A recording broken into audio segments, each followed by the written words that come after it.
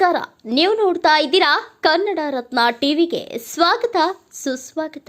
ಕರ್ನಾಟಕ ರಾಜ್ಯ ನದಾಫ್ ಪಿಂಜಾರ ಸಂಘ ತಾಲೂಕು ಘಟಕ ಜಮಖಂಡಿಯಲ್ಲಿ 2024-25ನೇ ಸಾಲಿನಲ್ಲಿ ಎಸ್ಎಸ್ಎಲ್ಸಿ ಪರೀಕ್ಷೆಯಲ್ಲಿ 80% ಹಾಗೂ ಪಿಯುಸಿ ಪರೀಕ್ಷೆಯಲ್ಲಿ 85% ಹೆಚ್ಚು ಅಂಕಗಳನ್ನು ಪಡೆದ ಸಮುದಾಯದ ವಿದ್ಯಾರ್ಥಿನಿಯರಿಗೆ ಪ್ರತಿಭಾ ಪುರಸ್ಕಾರ ಸಮಾರಂಭ ರೋಟರಿ ಕ್ಲಬ್ ಸಮುದಾಯ ಭವನ ಜಮಖಂಡಿಯಲ್ಲಿ ಬಹಳ ಅರ್ಥಪೂರ್ಣವಾಗಿ ನಡೆಯಿತು. ಬ್ಯೂರೋ ರಿಪೋರ್ಟ್ ಸಂಪಾದಕರು ಮುಸ್ತಫಾ ನದಾಫ್ ಜಮಖಂಡಿ. ಮುಂದಿನ ಸುದ್ದಿಯೊಂದಿಗೆ ಮತ್ತೆ ಭೇಟಿಯಾಗೋಣ. ಅಲ್ಲಿವರೆಗೂ ನೋಡ್ತಾ ಇರಿ ಇದು ಕನ್ನಡ ರತ್ನ ಟಿವಿ.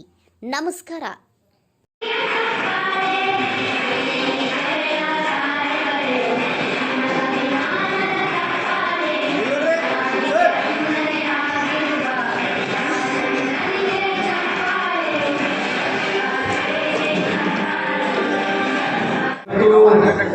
ಬಹಳ ಒಳ್ಳೆಯ ಕಾರ್ಯಕ್ರಮವನ್ನು ನಮ್ಮ ನದಾಫ್ ಘಟಕರು ಏರ್ಪಡಿಸಿದ್ದಾರೆ. ವಿಶೇಷವಾಗಿ ರಾಜ್ಯಕ್ಕೆ 625 ಅಂಕಗಳಿಗೆ 625 ಅಂಕಗಳನ್ನು ಪಡ್ಕೊಂಡು ರಾಜ್ಯಕ್ಕೆ ಪ್ರಥಮ ರ್ಯಾಂಕ್ ಬಂದಿರತಕ್ಕಂಥ ಅಖಿಲ್ ನಾಸೀರ್ ನದಾಫ್ ಅವರಿಗೆ ನಾನು ಈ ಒಂದು ಸಂದರ್ಭದಲ್ಲಿ ಅಭಿನಂದನೆಗಳನ್ನು ಸಲ್ಲಿಸ್ತೇನೆ. ಯಾಕಂತಂದ್ರೆ ರಾಜ್ಯಕ್ಕೆ ಪ್ರಥಮ ರ್ಯಾಂಕ್ ಬರುವುದು ಅಷ್ಟು ಸುಲಭದ ಕೆಲಸ ಅಲ್ಲ. ಮತ್ತು ಅದಾಗ ವಿಶೇಷವಾಗಿ ಲ್ಯಾಂಗ್ವೇಜಸ್ ಇದರಲ್ಲಿ ಔಟ್ ಆಫ್ ಔಟ್ಸ್ ಭಾಳ ಕಡಿಮೆ. ಈ ಇತರೆ ವಿಷಯಗಳಲ್ಲಿ ನಾವು ಔಟ್ ಆಫ್ ಔಟ್ ತಗೋಬಹುದು, ಆದರೆ ಲ್ಯಾಂಗ್ವೇಜ್ ಅಲ್ಲಿ ಔಟ್ ಆಫ್ ಔಟ್ ತಗೋದು ಭಾಳ ಕಡಿಮೆ.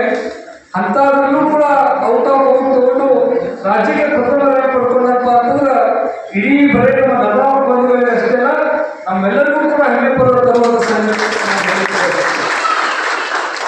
ಇವತ್ತು ಶಿಕ್ಷಣಕ್ಕೆ ಸಾಕಷ್ಟು ಒತ್ತಡ ನಾವು ಕೊಡಬೇಕಾಗಿದೆ.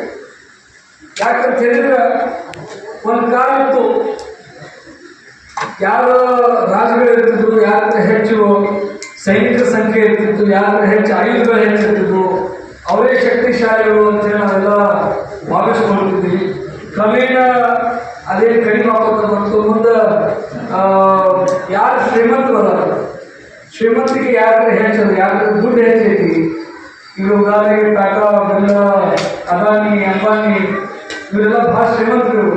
ಅಂದರೆ ಯಾರು ಶ್ರೀಮಂತರು ಹೆಚ್ಚಂದ್ರೆ ಅವರೇ ಶಕ್ತಿಶಾಲಿಗಳು ಅನ್ನುವಂಥ ಭಾವನೆಗಳು ನಮ್ಮಲ್ಲಿ ಮೂಡಲಿಕ್ಕೆ ಪ್ರಾರಂಭ ಆಯಿತು. ಅದು ಕೂಡ ಕ್ರಮೇಣ ಕಡಿಮೆ ಆಗ್ಬೋದು ಹೋಯಿತು. ತದನಂತರ ಏನು ಬಂತಪ್ಪ ಅಂತಂದ್ರೆ ರಾಜಕಾರಣಿಗಳು ಯಾರ ಅಧಿಕಾರ ಹೆಚ್ಚದ, ಪ್ರಧಾನಮಂತ್ರಿ ಆಗಿರ್ಬೋದು, ರಾಷ್ಟ್ರಪತಿ ಆಗಿರ್ಬೋದು, ಮುಖ್ಯಮಂತ್ರಿಗಳಾಗಿರ್ಬೋದು, ಅಥವಾ ಮಂತ್ರಿಗಳಾಗಿರ್ಬೋದು, ಶಾಸಕರುಗಳಾಗಿರ್ಬೋದು, ಇವ್ರ ಕಡೆ ಹೆಚ್ಚು ಶಕ್ತಿ ಐತಿ, ಯಾಕಂದ್ರೆ ಅಧಿಕಾರ ಹೆಚ್ಚೈತಿ ಅಂತೇಳಿ ನಾವೆಲ್ಲ ಭಾವಿಸ್ಕೊಂಡು ಅವರಿಗೆ ಶಕ್ತಿಶಾಲಿಗಳನ್ನು ತಿಳ್ಕೊಳ್ತಿದ್ವಿ. ಆದ್ರೆ ಇವತ್ತಿನ ಜನರೇಷನ್, ಈಗಿನ ಕಾಲ ಹೆಂಗೈತಪ್ಪ ಅಂತಂದ್ರೆ ಯಾರ ಕಡೆ ಶ್ರೀಮಂತಿಕೆ ಇಲ್ಲ ಅನ್ನೋದಲ್ಲ, ಯಾರ ಕಡೆ ಅಧಿಕಾರ ಅನ್ನೋಂಥದ್ದಲ್ಲ, ಅಥವಾ ಯಾರ ಕಡೆ ಆಯುಧಗಳು ಅನ್ನೋಂಥದ್ದಲ್ಲ, ಯಾರ ಕಡೆ ಜ್ಞಾನ ಸಂಪಾದನೆ ಹೆಚ್ಚೈತಿ ಅವರೇ ಶಕ್ತಿಶಾಲಿಗಳು ಅನ್ನೋದನ್ನ ನಾವೆಲ್ಲರೂ ಕೂಡ ಅರ್ಥ ಮಾಡ್ತೀವಿ.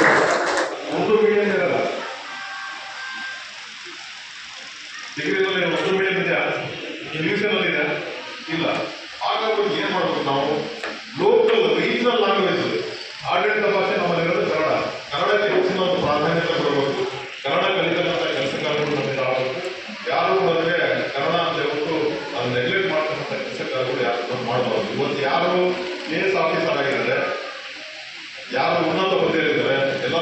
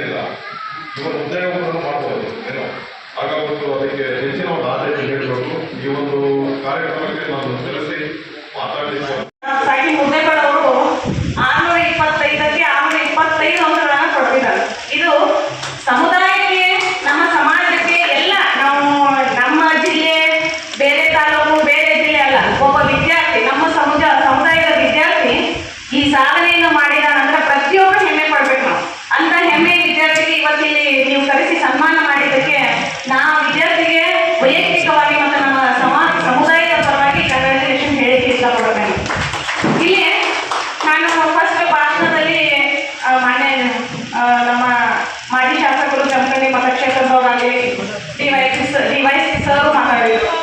ನಮ್ಮ